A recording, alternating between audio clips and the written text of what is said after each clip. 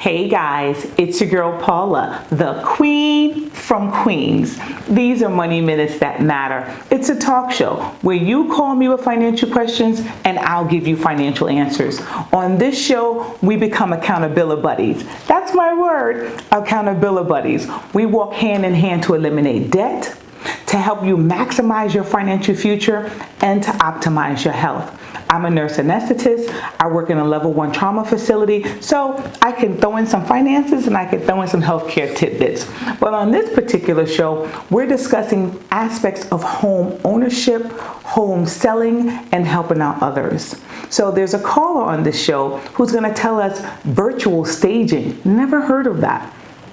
Another call is introducing us to NACA, which is a home buying program that gives the affordable opportunity to everyone to own a home in any community that they can afford.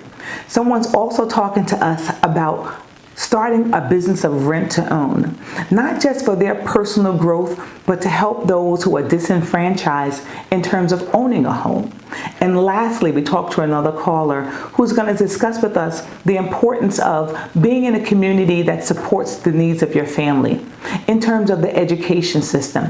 What happens when the education system fails you? When it fails you, you have to look at other alternatives to educating your children in high school as well as in college. This is your show. And on this show, Black lives, education, and economics matter. I'm here for you. Let's get this show started. So, hi, we have Keisha from Michigan on the line. Hi, Keisha. Hi, Miss Paula. How you doing? I'm good. How are you? I'm doing good. Thanks for taking my call. I've been trying to get you for the past couple of weeks now. Okay. Well, I was looking into leasing a car. So I'm trying to weigh my options to see if I should go leasing or financing. And I'm interested in a Lexus SUV. Uh-huh. So I just need some advice on leasing as opposed to financing. Well, Keisha, if you've heard my show in the past, you know I hate leasing. Leasing is like renting. You never own it. You'll pay. You'll never own it. But then the thing with leasing too is at the end of this term, it's cheaper than buying a brand new car. But at the end of the term, guess what happens? If you go over the mileage, if you have any dings or pings, if you have accidents, if there's any damage at all to this vehicle, then you've got to pay that. So you never really own it, and you could potentially be in more debt when the lease term is over. So not in agreement of that. And I don't like brand new cars either, only because as soon as you walk off the lot, 30 days later, it depreciates. So Depreciates, right. Can you afford this Lexus? Okay. So Good question.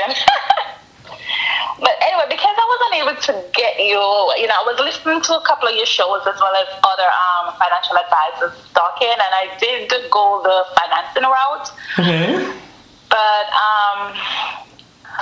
I've been saving for it, and I put some down payment on, and then I'm financing the balance. Okay, well, how much is your monthly payment, Keisha? The monthly payment for the car is about $540, roughly $543. $540, and for how many years? I did 5 years. So 5 years, so that's 60 months. Mm-hmm. Okay. That's 32. So that's $32,000 you're paying for the car after you put down your down payment. Got I think it's a little over 2% interest rate. That's actually pretty excellent. What's your credit score? My credit score is the mid 700. Well, that's why you got an excellent rate, because you have an excellent credit score.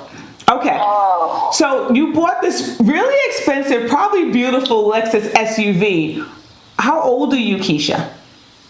I'm 43. You're 43. Keisha, are you saving for retirement? I am. I have a 401k and I'm saving the max. The maximum is $19,500 a year. Are you saving $19,500 a year? Yes, I'm doing the maximum. Okay, so you're in a good financial state. But tell me, Keisha, what are your goals? What are you going to do from this day forward? I'm planning to buy a house in Atlanta, so I'm saving towards that as well. But I'm going through a program called NACA as well. It's NACA. That it's like similar to a government-assisted program that helps you to get a house. NACA, NACA? Yes. Let me see if I can find that. What do we know about NACA? Well, NACA is it's a program that assists you where you don't have to pay any down payment or any closing costs or no PMI. I mean, it might sound a little bit too good to be true, but I've done some researches on it, and it's actually a legitimate program. You can look into it, and I went to their open house, and I was very impressed with what they had to offer, so I decided to go that route. Now, I've never heard of NACA, but I tell you, when something tells me no credit score, no down payment, no PMI, all those things sound to me like it's some kind of trick.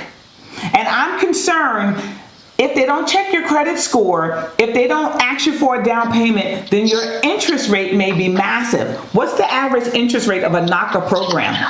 Well, the average interest rate is like little over 3%. That's excellent. And actually, they don't check your score, but they do check your credit history. They're more interested in your credit history as opposed to the score.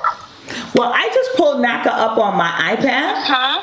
Okay. And it says NACA stands together with all the voices that are demanding racial justice in the wake of the countless murders of unarmed Black Americans. We demand justice, but we also demand societal changes to the institution and laws that continue to perpetuate the unequal treatment of racial minorities. And then it says, NACA has been fighting for political and economic justice since its foundation. NACA fights every day to make the American dream of home ownership a reality to Americans that have been denied access to affordable credit through no fault of their own. Denying access to home ownership is denying stability and security for families and the ability to create generational wealth. I actually like this program. Yes. It actually is a good program. And then it goes on to say, NACA's Best in America mortgage, no down payment, no closing costs, no fees, no points, no credit score consideration, below market 30-year and 15-year fixed terms. Correct. Wow. Yes. And then it says today's rates are 3.125% or for a 30-year and 2.375% for a 15-year. Right. That's amazing. It is, and I would recommend it. Only not really a downside, but the only requirement is you have to become a NACA member, and you have to do a volunteer event. Okay, I think that's fair, because also becoming a NACA member, as per the website, then you get to get educated on how to pay a mortgage, how to maintain your taxes, how to do HOA fees. I think that's what we need. I love this program. It is. It's absolutely amazing. But the only thing, if you don't want them to be all up in your business, it might not be for you. But yeah, you have to record every single transaction that you made. They're just pretty much all up in your life, which if you're going to get a mortgage from any other company, they're going to be up in your life just the same. So that's correct. But also, it seems like NACA's taking the time to educate you. So if they're going through your finances line by line, then they're also saying maybe you can tweak this and save towards here, or reinvest or reallocate funds that will help you create generational wealth. Yep. Keisha, I can't be mad at you, girl. You bought a car, you didn't lease, you're maxing out your retirement, you're saving towards a house, you're in a really good education home buying program. I can't be mad at you. Thank you. The resources is there. I have to do my researches, and because I'm not rich. Well, you know what? But you are smart. You are smart, and you're not living in a position where you're living beyond your means. You're not preparing for tomorrow because you're 43. You're going to have to retire in about 20, 25 years. So you have a plan for that, and I respect that. So I'm not going to get on your case about buying a brand new car. Well, it's a 2017 and it's a certified pre-owned, so it's not brand new. Well, that's even better. Certified pre-owned. I like that. Yes. Well, I appreciate you. Thank you, Keisha. Thank you. I'm so glad. We have Lori from Germantown, Maryland on the line. Hi, Lori. Hi, Paula. How are you today? I'm well. How are you? I'm doing great. Good. I wanted to call in and talk about the experience that we had selling our house during this time of coronavirus and uncertainty. Okay. And I just wanted to share a few things that we found out that we didn't know about. Okay. The first thing was virtual staging.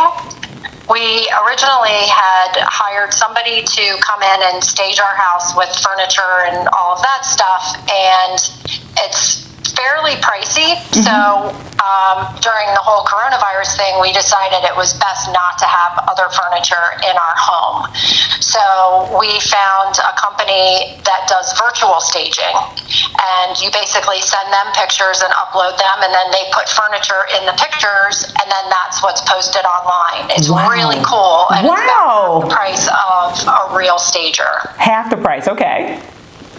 Well, and two, like, you can also pay by the picture. So if you only want to send them 3 or 4 pictures, then you just pay by the picture. So you could do 20 pictures or you could do 5 pictures.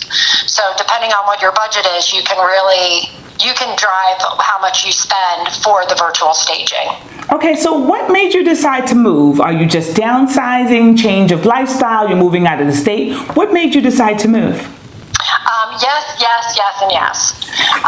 We've had a lot of life changes happen. We've lived in the house for 21 years, and we have 2 daughters who both have moved on with their lives. And also, a year ago, my husband lost his job. So we were kind of at the end of our savings that we had for this kind of situation, and it was time to sell. So, of course, we were very nervous about it because of the coronavirus, and we put it on the market at the end of April when we still didn't really know a whole lot about coronavirus. So it was a pretty nerve-wracking time to do it, but we had to do it. And that's the reality, right? As a healthcare professional, we really don't know, and we won't know for a couple of years, how's corona being transmitted. Is it on products? Is it on metal? Is it on wood? How long does it last? So we really don't know. So I think it's smart not to have people's furniture in your home, and also people tracing through, they have contact tracing from wherever with pets, with their own personal home and their experiences. Having that in your home can be really tricky. Absolutely. And at that time, we didn't even know if we were going to be allowed to even have people come in our home. So it was imperative that we had a really good virtual tour of the house with pictures that had no furniture, and then pictures with the virtual staging. So people could see that, yes, the house, but here's what it would look like if you had this beautiful furniture. Beautiful. And then that also made it easy for us to come in after a showing and clean everything down. So tell me, did your house sell? It did. It's very exciting because there's a very high demand for houses right now. So we put the house on the market Friday night, and Saturday we had our first offer. Sunday we had 2 more offers, and Monday we had a 4th offer, which is the one we ended up accepting. So we had a lot of interest, and it sold right away. That's amazing. I mean, it says a lot about who you are, right? Because it seems like you guys are really good planners. You put things, you organize, you had a plan for how you're going to execute in terms of painting, landscaping, and all those things, I'm assuming. Absolutely. So we started a kind of a list of priorities and where we wanted to spend money. Because my husband was out of work, he was able to do most of the fixing up, and it was things like painting things a neutral color. Our daughters had a dark green bedroom and a bright red bedroom, so those absolutely needed to be repainted, so everything was really fresh inside. We did end up also re-carpeting the house, and then there was some carpet that we had just put in a few years ago that only needed to be cleaned. And then, of course, the outside of the house needed to be power washed, and that was all stuff that my husband could do.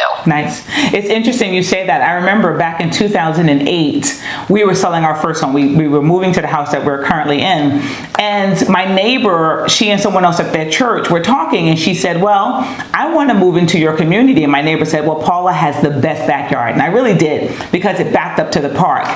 And just prior to that, my house wasn't even on the market. I wasn't going to put it on the market for another 6 months or so. But we had power washed the deck, we power washed the siding, and I just painted some things and I changed out the kitchen cabinets a couple of years before. So the house looked good. So when these people contacted me like on that Monday and said they wanted to come in on Thursday, all I had to do was kind of take things off the wall, make it less personal, make sure it was clean. And we sold the house to these people without putting it on the market, without having a realtor. So preparation is so important when trying to sell your home. Absolutely. And honestly, if we had kind of been on top of it a little bit more, it would have been easier. For example, the house was built 20 years ago, so all of the hardware was still brass, which really we should have changed that out like 10 years into living in the house, but it never really bothered us. It was never an important thing. Right. But that was definitely something that needed to be done to sell the house. Right. And you did it, right? I mean, you didn't do it, and you didn't get a chance to enjoy it, but you spent a few $100s in just knobs and handles, freshening it all up, putting a fresh coat of paint, and you sold your house in less than 48 hours. That's amazing. It definitely was amazing, and it did look beautiful. Well, I'm sure, because it sold, and you had lots of interest in 4 people who were really considering it, putting in offers. So congratulations, and thank you for sharing this with my viewers. Thank you so much, and thank you for what you do, Paula. Well, I appreciate you. You have a wonderful day. Okay. Now, you guys know how much I love to read articles. That last caller was so informative, talking about a virtual staging for her home. So I found this article called Pros and Cons of Buying a Home Now. It was produced by travelers.com. And it says, when an unexpected natural disaster or state or local emergency interrupts your plans to start house hunting, all is not lost. While opportunities to get pre-approved for a mortgage, meet a real estate agent, or to tour homes for sale may not be available but put on the back burner, there are still ways you can work towards buying the home of your dreams. Why making the move now might be right for you.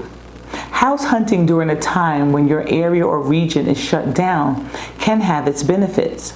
There may be less competition for houses in the area in which you want to plan to move. And sellers may be more motivated to sell or more flexible on the price. Start your house hunting virtually while sheltering in place. Get pre-approved for a mortgage. When you eventually find the home of your dreams, you will want the seller to see that you're a serious buyer. To do that, get a mortgage pre-approval before you begin house hunting. It may be possible to get pre-approved online, so consider looking into those options. It says at this point, they check your credit score, they check your payment histories, they look into your personal income, W-2s, previous tax returns. All of that can be done probably virtually, and it can be done prior to going to shop for a home. Then it says, use this time to research the market. If you are just beginning to look for a home, take time to research the areas where you want to move. Virtual home viewing. If you are all set to start house hunting only to be disrupted by a natural disaster, state or regional mandates, or even the COVID-19 pandemic, take heart. You can still view houses on the market right from your own home whenever it's convenient for you. Those are some great tidbits on how to prepare to purchase a home. Remember, this is your show. You and I are accountability buddies. Continue jamming with EAJ1023radio.com. Faith over fear. Let's get back to the show. We have Jessica from Charlotte, North Carolina on the line. Hi, Jessica. Hey, Paula. How are you? I'm doing good. How are you today? I'm good, thank you. Thank you for calling in. What can I do for you? Yes, I was just calling you to get your advice on me wanting to invest in rental properties and making them affordable for low-income families able to buy a home. You want to invest in rental property so low-income families can afford to be in the home? Right, be able to buy a home. You want them to buy a home? Yeah. Okay. Owning a home. Okay, let's talk about you first, Jessica. Jessica, how old are you? I'm 37. You're 37. And Jessica, are you living in a home? Do you own your own home? Are you renting? What are you doing? I bought my home. You bought your home? Yes. You bought it in cash? Yes. How did that happen? Well, at the time when I was in the market looking for a house, I wanted a specific house. Like, I knew what I wanted. And the owner that I got my house from, they was in like a situation of where they had bought another home and they were trying to get out of that home. So I negotiated with both of them the price that I was willing to pay for the home, and I got the deal. Yeah, you did. Yep. So, just to clarify, you didn't go through a lender, you didn't get a mortgage, you didn't put any money down, you paid for it outright? Out of pocket, yes, ma'am. That is Paid my money and just did what I wanted to do. That is amazing. Like a couple of years ago, I was living in a townhouse, and one day I was just sitting there, and I was just like thinking about like all the money that I was, wasting getting someone else, pockets fatter than my own renting. So I made a kind of like a pact with me and my children that I was going to get us a home, and that's what I did. That's beautiful. So, how many children do you have? I have 4. 4 children. And 2 girls and 2 boys. 2 girls, 2 boys. Excellent. How old are your babies? I have a 17-year-old, a 15-year-old, a 14-year-old, and an 11-year-old. My God, you are a busy mama. Yes, ma'am. So you decided 2 years ago after renting a townhouse that you were not going to help anyone else have their mortgage paid and you were going to do your own. So you've been saving for the last 2 years? I saved longer than that. And I just had put it, stop. Like, I had to really reevaluate my whole situation. Okay. Of being, a single mom, trying to figure it all out. Because, at this day of time, being a single mom is a lot. Yeah. You have a lot of ins and outs, and you want to do what's best for you and your children. So I made a decision that I wanted better for them, and they wanted better for themselves. So I did what I had to do as a mother. So Jessica, tell me, I don't like rental properties, and I tell you why. With the COVID situation, right? With COVID situation, people can't be evicted from their homes. So you as the landlord, if you have, let's say, 2 renters and you're dependent upon their rent to pay your mortgage, then right now no one can leave your property. So because they're not working, you can be stuck for 6 months of not having your mortgage paid. How do you afford that? Well, that's when, I feel in those type of situations, I really want to do, a lot of grants, basically, and figure out, come up with a plan of what is best to accommodate these families that are struggling with paying rent right now, and, how can I help them instead of putting myself in a financial hardship and putting them in a bad situation also. So you're amazing, Jessica. So you're going to allow them to have grants? And how I can, get the funding from the grant to help families, not just doing something because I want to get paid off or to get rich. True. How do you plan to purchase these homes, Jessica? With my own money and a couple grants. So you're going to purchase these homes outright as well? Yes, ma'am. Let me tell you, Jessica, I don't know what you're doing for a living, but I got to tell you that I love you. In that, when you're creating an opportunity for low-income families to own their own, there's a difference between renting and rent-to-own. In that, when you rent, it's someone else's property. But when you're partially owning that property, then there's value in it. You're going to provide for it. You're going to maintain it. You're not going to let it be destroyed because ultimately, that's your investment in your own property. So I absolutely love that. And the thing with it, a lot of us don't get the opportunity, to be able to own anything because the areas that we have to go through and the process that we have to go through to get there. So I want to make a difference and make a change in our society and in our lives. Well, I tell you what, I like what you're doing. I like the fact that you're doing rent to own and that you're paying for it outright and you're working with the state agency to get grants. I love that. And right. I wish you the best. And thank you for calling into my show. And thank you for having me, Paula. Thank you too. Have a great day.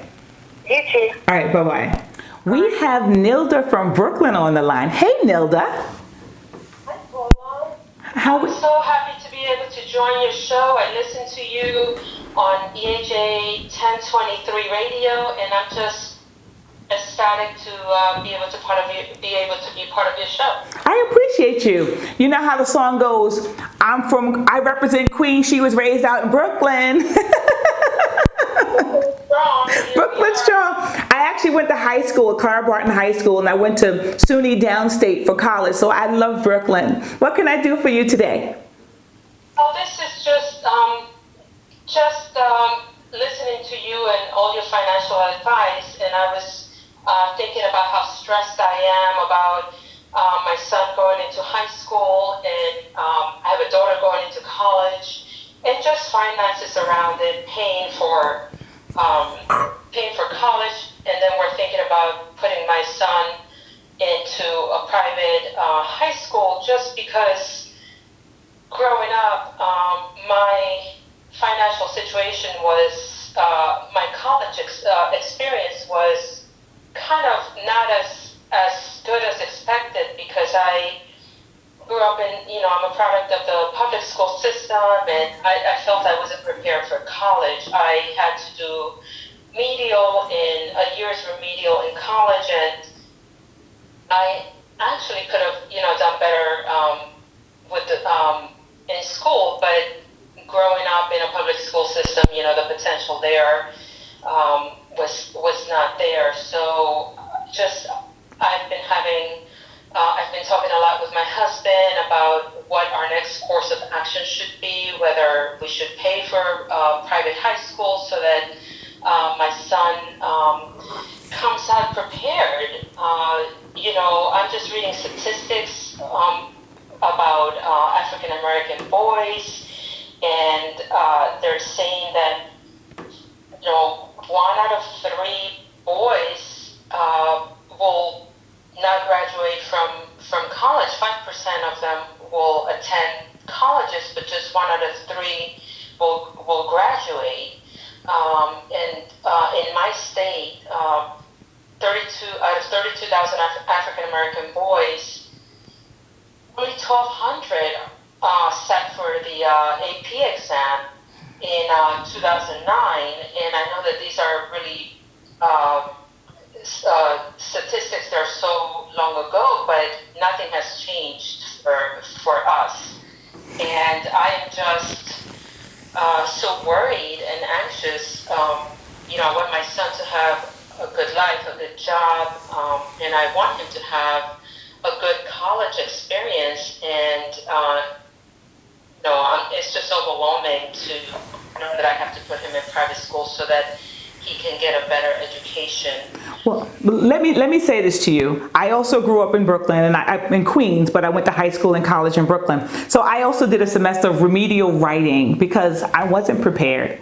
And back then, when I graduated, I think that the high school graduation rate was like 37%, 4 years for African American children. So I get that. And what you may or may not know is that in a lot of these schools, our children are taught social reproduction. And what that means is you reproduce the society you came from. So if your parents don't work, they're, laborers, they're working inconsistently. If there's drugs or high prison rate in your community, or if there's a lot of, teenage pregnancies, drug usage, our kids are almost taught innately that they need to reproduce this by our education system, because we're taught to receive orders, not to give orders. And that's what AP classes go into, where you're instructed to have higher thought learning. Let me just say a couple of things to you about that. When you think about getting your child into a really good private school, because I was concerned with that with my son. We didn't want some teacher to skew him up and say, you're not good enough, and that you have ADD, or you have some kind of, you're powerless to someone who doesn't value you. We put him in private school too. So when you're thinking about private school, ensure that your son is ready for it, because if he's not ready to go into that private school from a decent middle school, then he'll still be behind. So let me say that to you. But let me talk about your stress load. What's going on with your stress? What are you doing to manage your stress? How do you define that? I can't hear you, Nilda. I developed anxiety just thinking about my daughter is about to enter college, and just the anxiety about paying for a school that is $70,000 a year versus my local state school that offers just as many programs for her. But she got into all this school. She's a really smart kid, and she got into all her schools. But so honestly, who can afford $70,000 a year? We did get a stipend for $10,000, but just picturing how much I'm going to be in my retirement savings if I if we pay $70,000 a year, was just causing me a lot of anxiety. And I actually had a Holter monitor placed because I went to a cardiologist, and I was having a lot of palpitations and skip beat, and I even had to stop drinking coffee and just drinking more water, and just trying to sleep more, but the anxiety was not allowing me to sleep, and pretty much I kind of diagnosed myself that it was more the economical choice that we were making.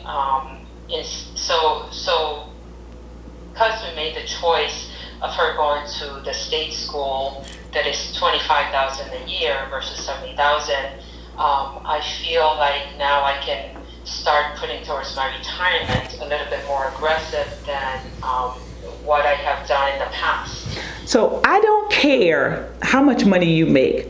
If a $10,000 stipend means you're paying $60,000 a year, in addition to fees and transportation and computers and laptops and allowance, that's still $10,000 a year. So 70,000 times 4 is 280,000. Miscellaneous, you're looking at, if she does 4.5, 5 years, $300,000 of debt that you're taking on. No. So you guys made an amazing decision.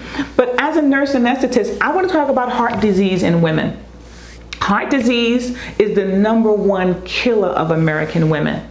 A Holter monitor is where you have leads and you have a recording device attached to you for a period of a few days where it's monitoring arrhythmias. And what we don't understand is sudden death. It usually happens for people who are under 30, like kids on the football field. All of a sudden they have a massive heart condition and they die and they're not suspected. But it also happens to people of color, where all of a sudden, the stress, the anxiety, the work, life gets in our way. We have heart attack, strokes, we have paralysis, we die. So let me tell you something. I applaud you as a mother. I applaud you as a wife. I applaud your husband for making the best decisions. And I think that you're on the right path. And I'm glad you called in, because I want people to know that just because you don't go to a $70,000 a year school doesn't mean that you're ill-equipped. So my best for you and your health. By the way, how is your health? That decision, honestly, it was like a weight was lifted from my shoulders. Yeah. I can see the light at the end of the tunnel. We can pay the $25,000. I mean, it's still a struggle, but at least we can, with overtime and with my husband working, two-parent income, we have been able to pay that amount. But I don't know what I would have done had we allowed her to go to such an expensive university. I feel like I can breathe, and I want to concentrate on my retirement and putting money down aggressively. And this will be a way for me able to do that. Well, thank you, Nilda, for calling my show. I appreciate you. This is another show for the books. It was amazing. Your growth is my growth. I don't pretend to know everything in this business, but I know that debt is a disease that can be cured.